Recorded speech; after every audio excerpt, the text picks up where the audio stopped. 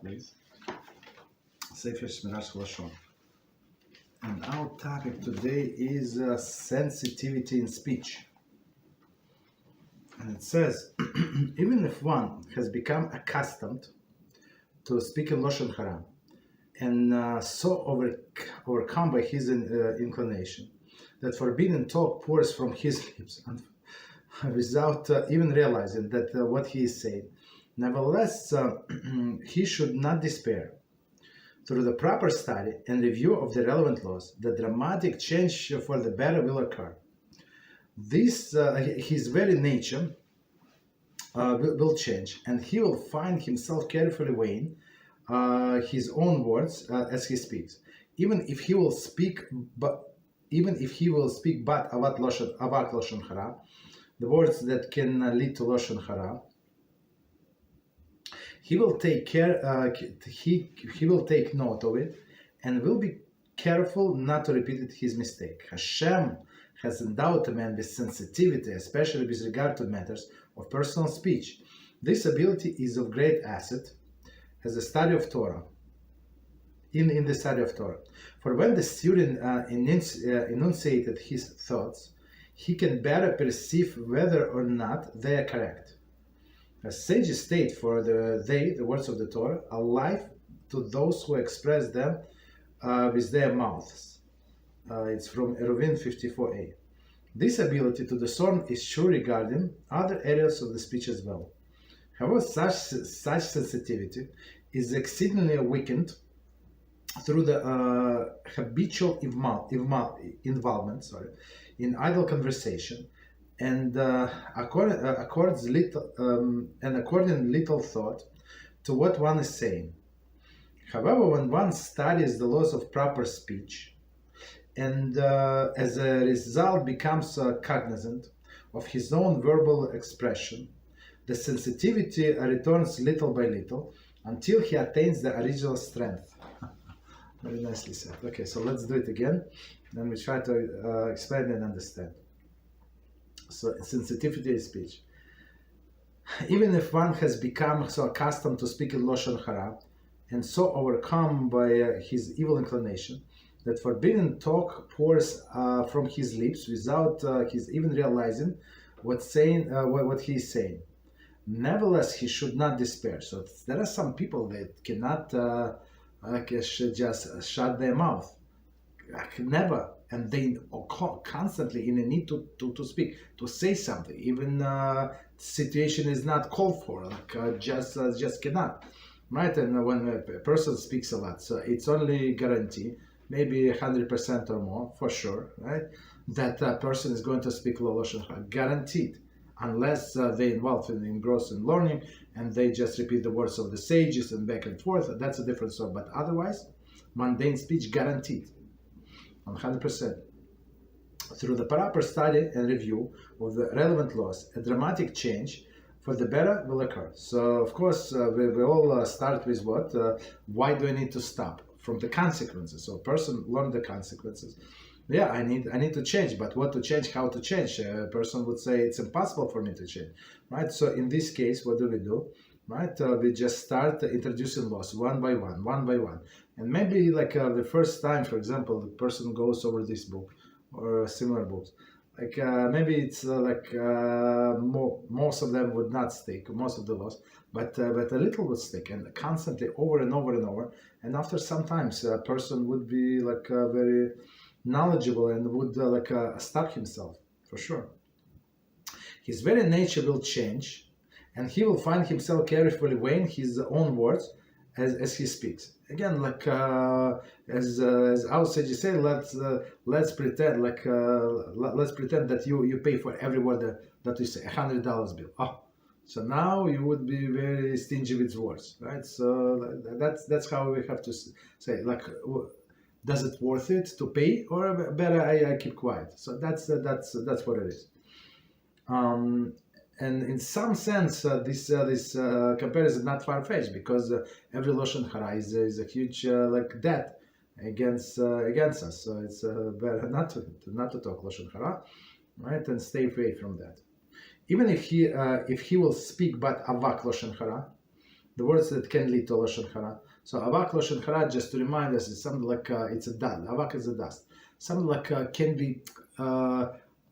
It depends who you're talking to. Like the information can be perceived is positive and negative. It depends who you're talking to, and depends the relationship within that person and the person we are talking about. And it depends on the tone of voice, like like face expression, like many like details. So it could be perceived as negative, could be as positive. So we say it's a avak Lashon Hara, just stay away from that. Right? So even like that, so it's not clear Lashon Hara but avak Lashon Hara. He will take note of it and will be careful not to repeat his mistake. Hashem has endowed man's sensitivity, especially with regard to matters of personal speech. So what does it mean? So meaning the greatest asset of human being and how we are different from animal is the ability to speech. Right? So as Targum Onkelos, that's all translate when Hashem blew the neshama in the nostrils of Adam, he said, and he created a speaking being, right? So meaning that how like description of the world of a man is somebody who can speak.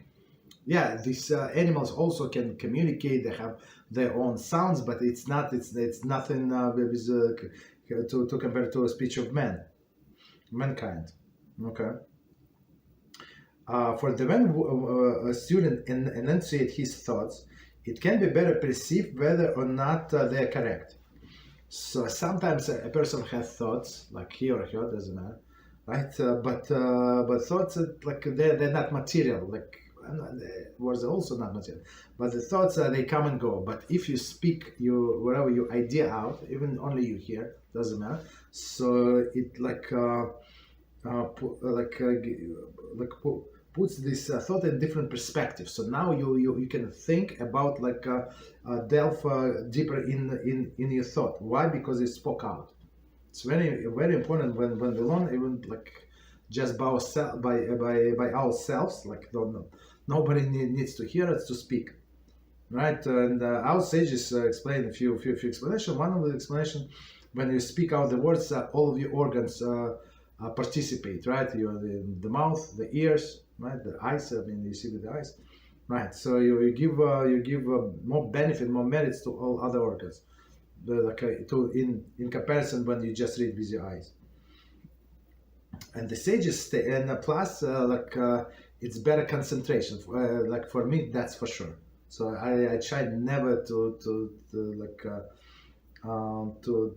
read just with the eyes. So when I just start reading with my eyes, sometimes it happens, just flying through the text, and I do not understand anything.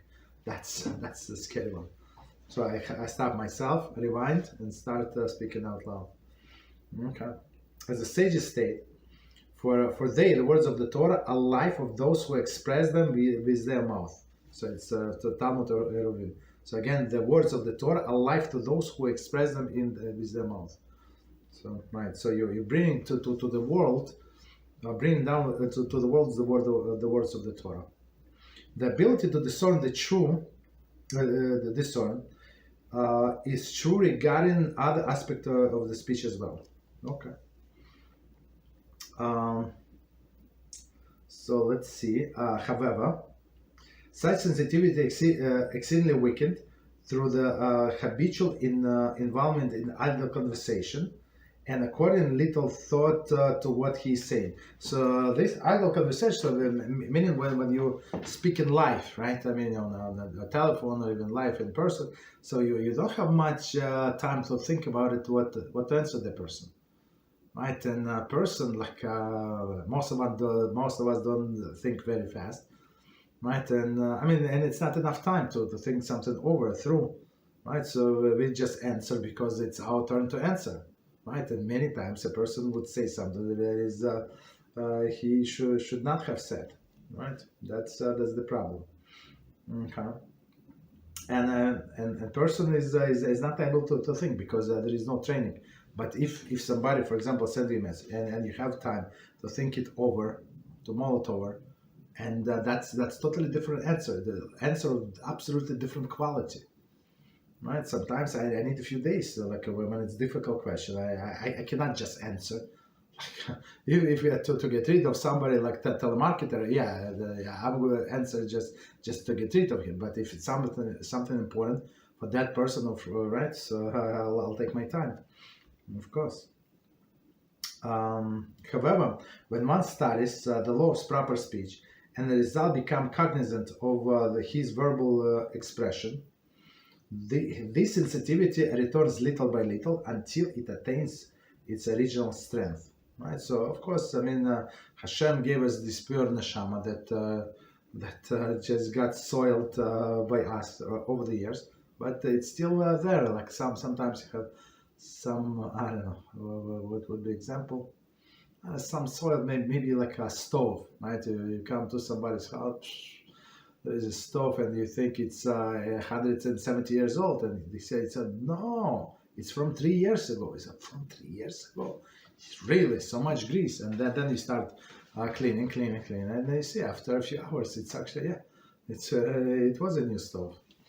Okay, so we can stop here. Let me know if we have any questions.